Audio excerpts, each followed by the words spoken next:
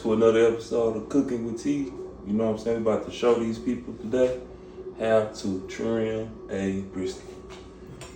Alright, so now what you're gonna do, you gotta get some of this. See, I don't like all this fat, so you gotta cut this off. So what we're gonna do is just round it off, get some of this silver skin off. So that's what I'm gonna do here.